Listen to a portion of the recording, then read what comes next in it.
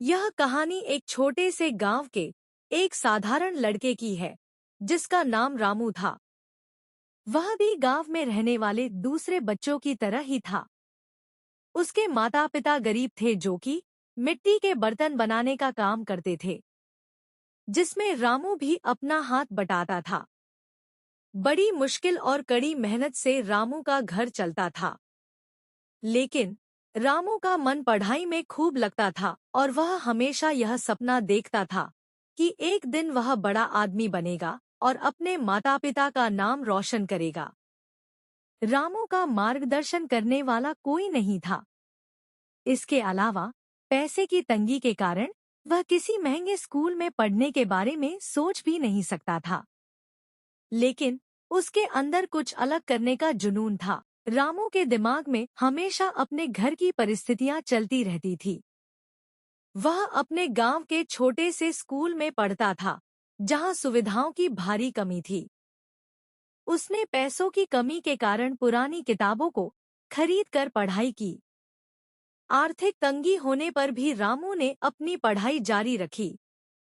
हर दिन वह सुबह जल्दी उठकर स्कूल जाता और देर रात तक अपनी पढ़ाई में जुटा रहता।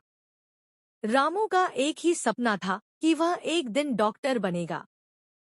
लेकिन कहा जाता है कि भगवान हमें मजबूत करने के लिए बहुत बड़ी बड़ी परीक्षाएं लेते हैं। रामू का संघर्ष तो तब शुरू हुआ जब वह 10वीं कक्षा में असफल हो गया। रामू ने अपनी पढ़ाई में कोई कसर नहीं छोड़ी थी, लेकिन उसकी मेहनत के बावजूद वह कक्षा में पास नहीं हो सका। यह उसके लिए किसी गहरे आघात से कम नहीं था। वह बहुत टूट गया, क्योंकि उसे लगता था कि वह अब कभी अपनी माँ की उम्मीदों पर खरा नहीं उतर पाएगा। रामू के माता पिता भी बहुत दुखी थे। उन्हें यह समझ में नहीं आ रहा था कि उनका बेटा इतना मेहनती है, फिर वह असफल क्यों हो गया। अगली सुबह रामू के पिता चाक पर मिट्टी के बर्तन बना रहे थे। वहीं बगल में रामू पढ़ रहा था। उसकी माँ भी उसके पास थी। रामू को प्रेरणा देते हुए उसके पिता ने एक उदाहरण देते हुए कहा कि दो लड़के हैं, एक लड़का पहाड़ पर चढ़ा रहा है, दूसरा नीचे खड़ा है। आप बताओ शिखर पर कौन पहुंचेगा। रामू ने बोला, जो चढ़ने की कोशिश कर रहा है, न कि जो नीचे खड़े होकर देख रहा है। फिर रामू के पिता बोले, हाँ, कुछ कमियों के कारण वह गिर भी सकता है, इसलिए तुम्हें अपने बनाए लक्ष्य से पीछे नहीं हटना चाहिए। रामू को अपने पिता की बातों से थोड़ा सहारा मिला, लेकिन वह अब भी खुद को असफल महसूस कर रहा था। उसे लगा कि शायद उसके लिए डॉक्टर बन पाना संभव नहीं होगा। वह गहरी निराशा में डूबा हुआ था, लेकिन उसकी माँ ने एक दिन उससे कहा, रामू, यह तो केवल एक पड़ाव है। जो लोग अपने सपनों को हासिल करने की सच्ची चाह रखते हैं, वे कभी हार नहीं मानते। तुम भी हार मत मानो और कड़ी मेहनत करो, एक दिन तुम सफल जरूर होंगे। रामू को माँ की बात दिल से लग गई और उसने फिर से खुद को संभाला। उसने तय किया कि वह अपनी असफलता को सफलता में बदलने के लिए कड़ी मेहनत करेगा। उसने अपने दोस्तों और रिश्तेदारों से सलाह ली और यह पाया कि अपनी कमजोरियों को समझकर ही आगे बढ़ा जा सकता है। उसने अपनी सभी गलतियों को पहचाना और उन पर काम करना शुरू किया। उसके पास अब भी सीमित संसाधन थे, लेकिन उसने इसे अपनी कमजोरी नहीं, बल्कि एक चुनौती के रूप में लिया। रामू ने फिर से 10वीं की परीक्षा देने का निर्णय लिया। इस बार उसने पूरी रणनीति बनाई और दिन-रात मेहनत करने लगा। वह किसी भी प्रकार की चूक नहीं करना चाहता था।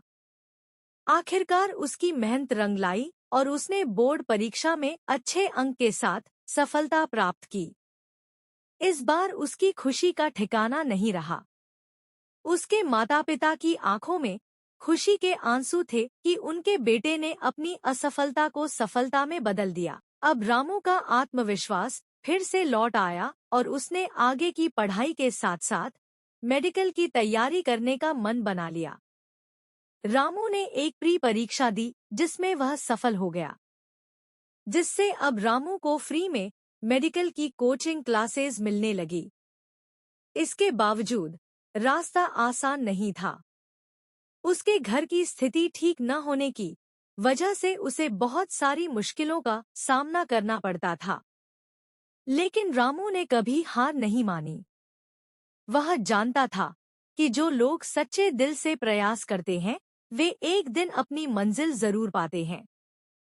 सालों की कठिन मेहनत और संघर्ष के बाद आखिरकार रामू का सपना पूरा हुआ। उसे मेडिकल कॉलेज में दाखिला मिल गया और एक दिन वह डॉक्टर बन गया। उसके घर परिवार में खुशी की लहर दौड़ पड़ी। उसकी यह यात्रा सिर्फ एक व्यक्तिगत सफलता नहीं थी, बल्कि उन सभी लोगों के लिए प्रेरणा बन गई जो अपने सपनों को पूरा करने में कठिनाइयों का सामना करते हैं।